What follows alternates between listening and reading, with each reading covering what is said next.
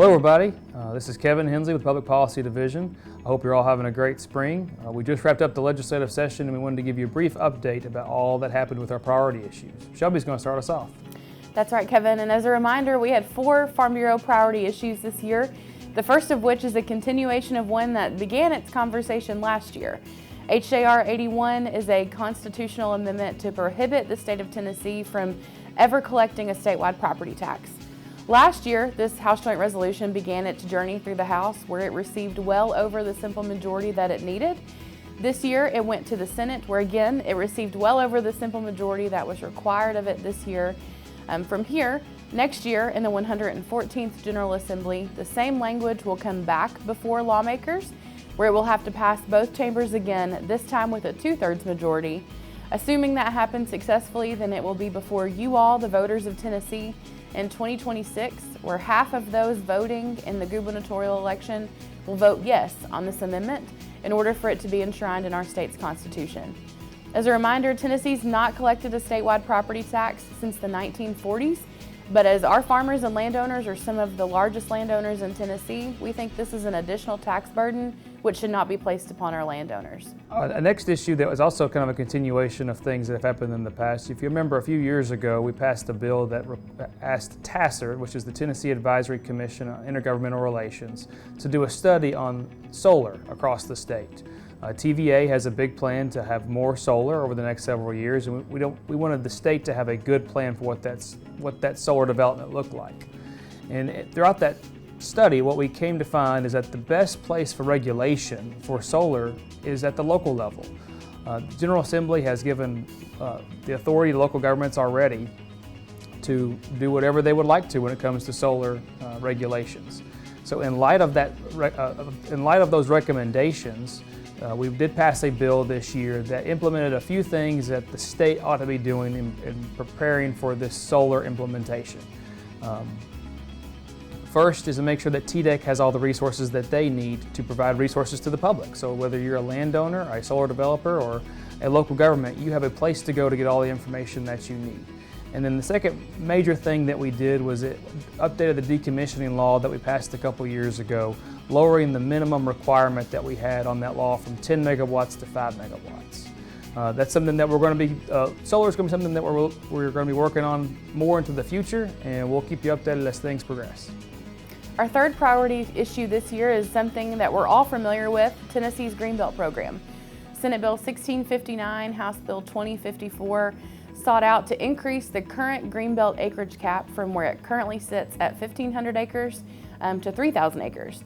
And if you've been around Farm Bureau any amount of time, you know that this is an issue that has been attempted year after year after year, and we could not be happier to say that this year we were able to successfully increase that acreage cap.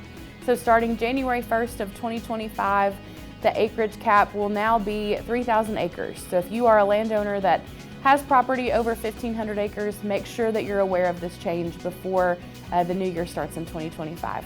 An item that we weren't successful on, and something that we intend to keep working on into the future, was a Governor Lee proposal around farmland preservation. The number one issue that we've heard throughout the past couple years at the policy development meetings has been the impacts of farmland loss across the state.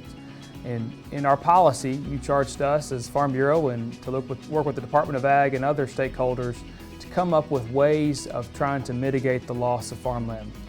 And one item that we decided to pursue was this program that Governor Lee suggested of farmland preservation. It's a very simple program that a landowner could work with the Department of Ag if they chose to put an easement of a minimum of 15 years on their property, and in return receive a small payment for that to keep the land as agriculture.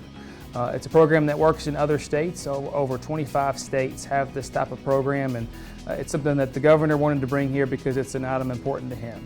And so this is a one step in trying to help mitigate the loss of farmland. We were unable to get to the bill past the Senate Energy, Ag, and Natural Resources Committee because there wasn't enough committed support on the committee to pass that bill. In the House, the bill moved along through 5 different committees successfully. It was headed to a House floor vote, but we didn't get that vote because it got stalled in the Senate.